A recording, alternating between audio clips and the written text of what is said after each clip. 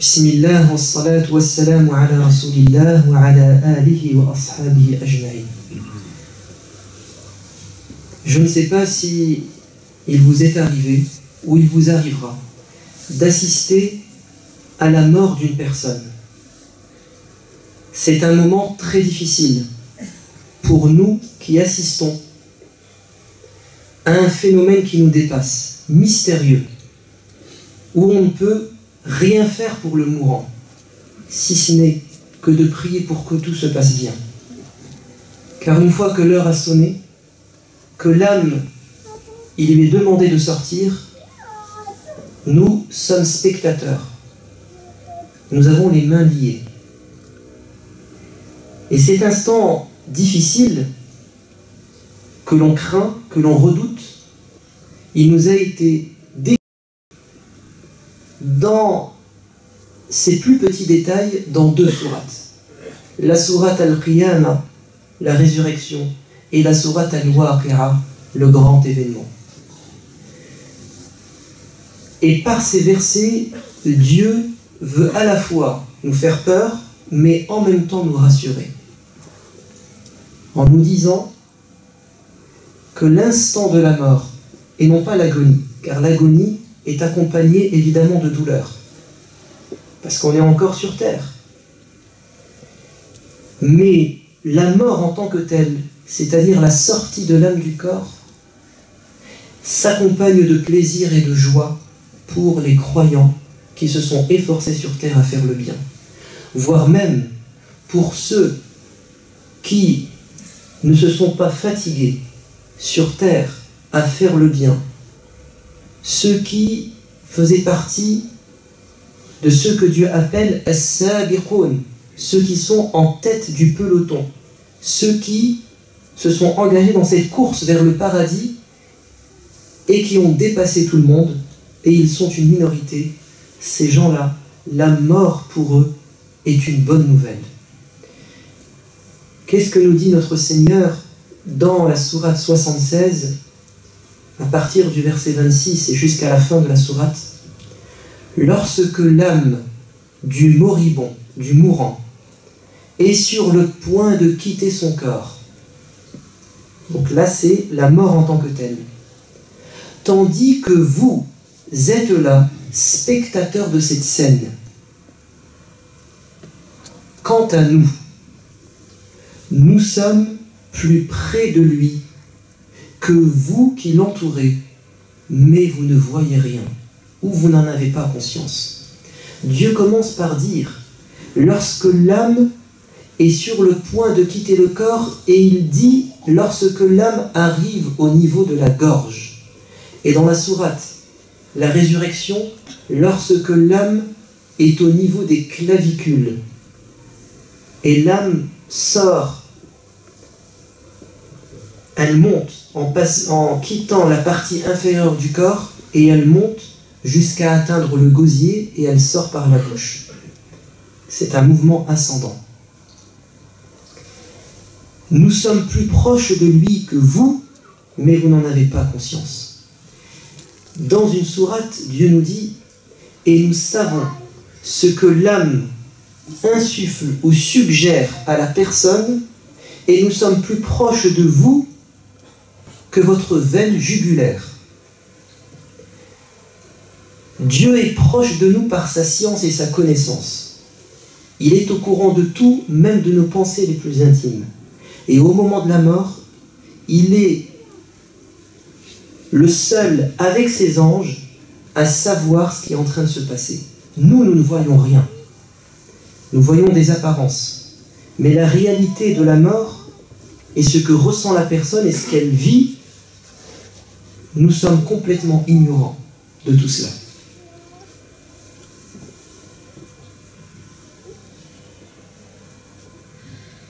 Ensuite, Dieu nous dit, dans la sourate Al-Qiyamah, quand l'âme atteint la clavicule, lorsque vous allez réclamer un remède et un guérisseur à ce moment de la mort, parce que la personne est en train de partir, et c'est naturel, c'est normal, on aime cette personne, on veut un remède, On appelle les médecins accourent pour réanimer la personne, pour la sauver, mais c'est trop tard. Lorsque vous, les spectateurs, la famille, les médecins, vous allez vous agiter pour trouver une solution, mais il n'y en a pas. Lorsque l'agonisant saura que sa fin est arrivée, lui, il sait très bien que c'est fini, parce qu'il commence à voir des choses que nous, on ne voit pas. Et lorsque ses jambes se crisperont l'une sur l'autre, lorsque les jambes vont s'entremêler, les soubresauts de la mort, et ça commence par les jambes, car l'âme quitte les jambes d'abord. Ou bien, cet agitement du corps renvoie, c'est une métaphore qui renvoie au supplice, quand ça se passe mal. C'est vers ton Seigneur ce jour-là qu'on le conduira. Après avoir dit cela, qu'est-ce que nous dit Dieu? Il nous dit: si vous êtes véridique dans votre prétention qu'il n'y a pas de vie après la mort, vous qui ne croyez pas en une vie après la mort, vous qui pensez qu'il n'y a pas d'âme, qu'il n'y a qu'un corps, si vous êtes véridique, alors essayez de faire revenir cette âme au corps, ou empêchez-la de sortir. Mais vous ne pouvez pas. Ce qui prouve que la mort, c'est la sortie de l'âme du corps. Et ce qui prouve que c'est un phénomène qui nous dépasse, qui est métaphysique, qui est spirituel, et qui relève de Dieu et de lui seul. Dieu prend l'instant de la mort comme preuve indiscutable de la réalité de la vie après la mort et du monde invisible. Ensuite, Dieu, dans plusieurs parties du Coran, il nous rajoute un détail important pour le mourant. C'est que pendant que la famille s'agite, pleure, hurle, le mort, lui, soit il connaît une paix intérieure et une joie, soit il est en train d'éprouver des remords et des regrets. Et ceux qui éprouvent des regrets au moment où l'âme les quitte, ce sont soit des musulmans, des croyants, soit des gens malfaisants, injustes. Il y a deux types de regrets. Le premier type de regret nous a été révélé dans la sourate Les Croyants, et il s'agit des personnes mauvaises qui diront, Dieu dit, dans les versets 99 et 100 de la sourate 23, « Puis quand la mort se présente à l'un d'eux, il s'écrie, Seigneur, fais-moi revenir sur terre, afin que j'accomplisse quelques bonnes actions que j'avais négligé de faire.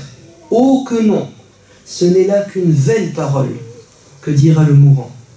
Car derrière eux se trouve dressée une barrière, barzakh, une barrière jusqu'au jour de la résurrection.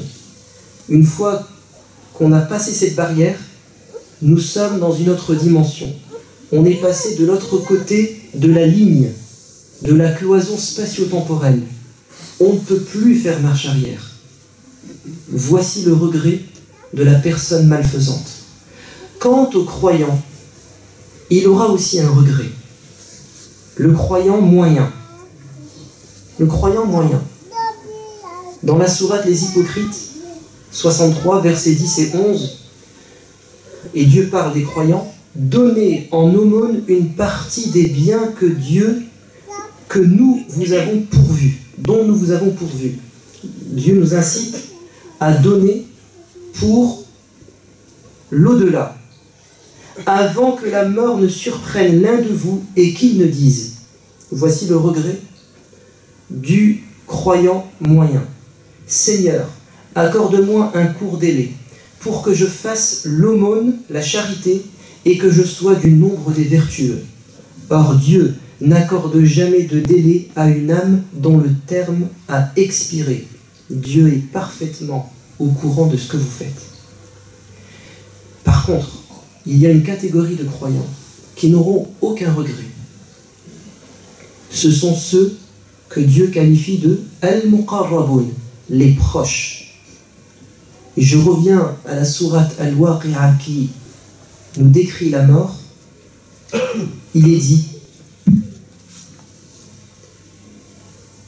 فَأَمَّا إِنْ كَانَ مِنَ الْمُقَرَّبِينَ, si ce mourant fait partie des rapprochés, des élus de Dieu, de qui s'agit-il?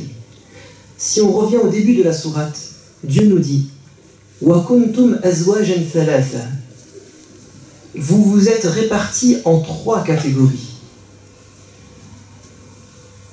فَأَصْحَابُ الْمَيْمَنَةِ مَا أَصْحَابُ الْمَيْمَنَةِ, les gens de la droite. Et qui te dira qui sont les gens de la droite? Et les gens de la gauche, qui t'informera au sujet des gens de la gauche?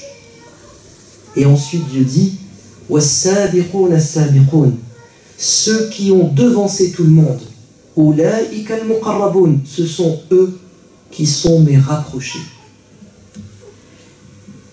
Ces gens qui meurent, Dieu va leur annoncer 3 bonnes nouvelles. فَرَوْحٌ وَرَيْحَانٌ وَجَنَّةُ نَعِيمٍ. Ar-Rawh, c'est la sérénité et la paix. Soyez en paix. Et cela nous rappelle le verset où Dieu nous dit: ceux qui ont dit Dieu est notre Seigneur et ils se sont attachés à la voie droite, celle qui mène à l'agrément de Dieu, les anges descendront sur eux au moment de la mort et ils leur diront: n'éprouvez aucune crainte, aucune tristesse. Nous vous annonçons la bonne nouvelle du paradis qui vous était promis. Rayhanun, ça renvoie à la miséricorde, au bienfait. Wa jannatu na'im, le paradis des délices. Donc, on leur annonce la bonne nouvelle et ils sont heureux, ils sont aux anges. Parce que le prophète nous dit également que celui qui aime la rencontre de Dieu et la désire, Dieu aime sa rencontre. Et celui qui déteste rencontrer Dieu, Dieu détestera sa rencontre. Aïcha a dit: prophète, mais nous n'aimons pas la mort. Il a dit: non, je ne parle pas de la mort en tant que phénomène qui peut nous faire souffrir, mais je parle du croyant qui, au moment de la mort, voit les anges de la miséricorde venir. Et quand il les voit, il veut rejoindre son Seigneur. Et Dieu aime sa rencontre. Et le prophète nous décrit cette chose en disant que la personne de bien, au moment où l'âme sort, il voit des anges resplendissants de lumière au visage rayonnant qui sont devant lui. Et ensuite, l'ange de la mort appelle l'âme en disant: sors en paix de ce corps. Et l'âme sort paisiblement comme l'eau qui coule d'un vase. Et ensuite, l'âme est prise et on monte avec elle jusqu'à arriver au premier ciel. Et les portes s'ouvrent. Et les anges saluent cette âme qui sent bon. Et ils montent jusqu'au 7e ciel. Puis l'âme retourne au corps. Et ensuite, Dieu nous cite une deuxième catégorie. Il nous dit: وَأَمَّا إِنْ كَانَ مِنَ أَصْحَابِ الْيَمِينِ فَسَلَامٌ لَكَ مِنْ أَصْحَابِ الْيَمِينِ. Et si cette personne fait partie des gens de la droite, alors une salutation de paix leur est transmise par les gens de la droite. C'est-à-dire que cette âme, les anges vont la saluer et ils vont transmettre la salutation des gens de la droite à elle, parce qu'elle va les rejoindre. Ce sont les gens de la droite. Les gens de la droite, ce sont ceux qui récupéreront leur livre le jour de la résurrection par la main droite.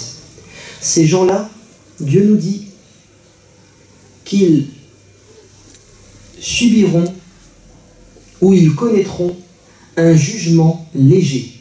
Dieu ne va pas prendre du temps à les juger, parce qu'ils n'ont pas fait beaucoup de péchés. Ils ont fait plus de bien que de mal. Mais ils restent des musulmans moyens. Parce que la catégorie numéro 1, ce sont ceux qui ont devancé tout le monde. Eux, ce sont les gens moyens.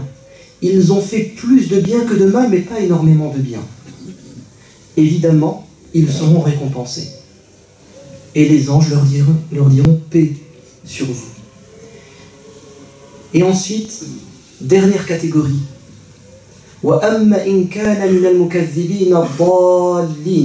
Et si cette personne qui meurt fait partie des négateurs égarés, c'est-à-dire ceux qui ont rejeté la vérité après l'avoir connue, ceux qui se sont entêtés et qui se sont montrés orgueilleux devant les signes de Dieu et qui ont choisi le mauvais chemin en conscience, alors que se passera-t-il?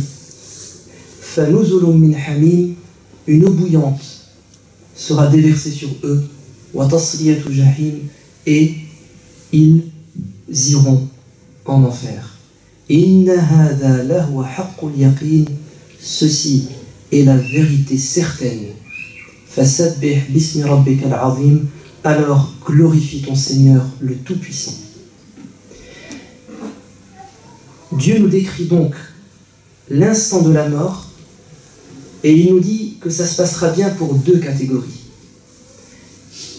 Ceux qui auront œuvré sur terre pour faire le bien, moyennement, et ceux qui se seront efforcés à être toujours les premiers à faire le bien, à parfaire leurs adorations, à rendre des services aux gens, à patienter dans l'épreuve, ceux qui seront des modèles, l'élite. Alors ce sont eux véritablement qui auront le grand succès, parce que eux ne seront pas jugés. Les premiers auront un jugement facile, mais il y aura quand même un jugement. Mais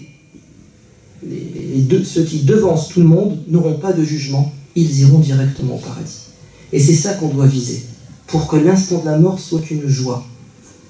C'est-à-dire qu'on doit faire le maximum de bien. Ceux qui sont dans la course, as-sabiqoun, c'est ceux qui ont engagé un concours, une course à faire le bien. Ils sont toujours en train de courir, mais pas vers ce qui est secondaire, futile, non nécessaire, mais vers ce qui est prioritaire et utile dans l'au-delà. Ceux qui ne courent pas derrière l'argent pour l'argent, mais ceux qui courront derrière l'argent pour l'utiliser dans le bien. Ceux qui s'épuisent à la tâche, mais parce qu'ils savent que le repos c'est après la mort. Ceux qui nous montreront la voie droite, parce qu'ils sont au devant. Ceux qui se sacrifient, ce sont eux les meilleurs. Et ce sont eux qui véritablement auront la bonne nouvelle au moment de la mort. Vous savez, mourir, c'est comme, ou l'instant de la mort, c'est comme ce passage d'un pays vers un autre. Quand on est au niveau de la douane, une personne qui arrive à la douane pour voyager vers un autre endroit, pour passer des vacances, il est pressé de franchir la frontière. Et il n'a aucun reproche à se faire. Il présente ses papiers et il se laisse fouiller. Et il veut passer de l'autre côté. Parce qu'il va passer des vacances. Mais celui qui arrive à la douane, mais il a dans sa poche de la drogue, de la contrefaçon, ce ne sont pas les bons papiers. Comment il est? Il a peur. Il souffre. Il peut se faire recaler. On peut le mettre en prison. Ce passage par la douane est une souffrance pour lui. C'est pareil pour nous. Si on ne transporte pas de mal sur nous, et on est fier de ce que l'on est, et de ce que l'on a fait, alors ce passage est un passage facile. Et on veut à tout prix arriver à destination, parce qu'on va passer de longues vacances au paradis. Cette sortie de l'âme du corps n'est pas convaincante pour beaucoup de gens qui ne croient pas en une vie après la mort. Mais il y a un homme qui, scientifiquement, est arrivé à la conclusion que l'âme sort du corps au moment de la mort. C'est le professeur Arthur Allison, qui était à la tête du département de génie électrique et électronique à l'Université de Londres. On est dans les années 80. Il avait même été président de la Société britannique d'études psychologiques et spirituelles pendant plusieurs années. Cet homme, on lui a posé la question: pouvez-vous nous présenter une preuve scientifique de l'existence de l'âme et de la sortie de l'âme du corps au moment de la mort? Il a dit: je vais essayer. Et il a commencé à mesurer l'énergie dégagée par le corps de manière normale, et au moment de la mort, quelle est la perte d'énergie? S'il y a une perte d'énergie, et qu'est-ce qu'elle représente? Et le problème, c'est que pour pouvoir faire cette expérience, il devait être appelé par des familles au moment de l'agonie de l'un de leurs membres, ce qui était très compliqué. Mais l'un de ses étudiants, qui était égyptien, musulman, il lui a dit: ô professeur, pourquoi vous fatiguez-vous à tenter cette expérience sur des morts? Faites-le sur des gens qui dorment. Il lui a dit: mais quelle est la relation? Il a dit: parce que nous croyons que l'âme sort à deux moments, au moment de la mort et au moment du sommeil. Et il va dire: ah bon? Et il va citer le verset 42 de la sourate 39, dans lequel Dieu dit: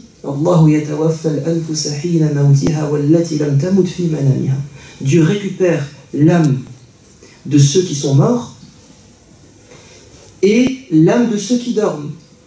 Il retient l'âme de ceux pour qui il a décrété la mort, et il rend l'âme à ceux pour qui il a destiné de se réveiller et de vivre, jusqu'à un terme fixé. Il y a dans cela des signes pour des gens qui réfléchissent. Et il a fait l'expérience sur les gens qui dorment, et il a remarqué que la perte d'énergie d'un mort et d'un dormeur est exactement identique. Et il s'est rendu en 85 dans le premier colloque scientifique du miracle médical dans le Coran, en Arabie, et il a annoncé sa conversion à l'islam parce qu'il a découvert dans le Coran une vérité que seule la science de son époque pouvait mesurer ou déterminer matériellement parlant. Donc la sortie de l'âme, c'est une réalité, une vérité scientifique, mais avant tout une vérité spirituelle qui nous est décrite par Dieu dans le Coran. La famille d'un mourant est toujours évidemment accablée, affectée par la disparition de la personne. Certes. Et c'est normal, c'est humain. Le prophète lui-même, il a pleuré quand son fils est mort ou quand ses compagnons sont morts. Mais le mort lui-même, il est heureux s'il fait partie des gens qu'on a cités. Et c'est pour ça que ce qui peut nous rassurer, après la tristesse naturelle, c'est de savoir que si Dieu le veut et si la personne le mérite, alors elle est entre de bonnes mains.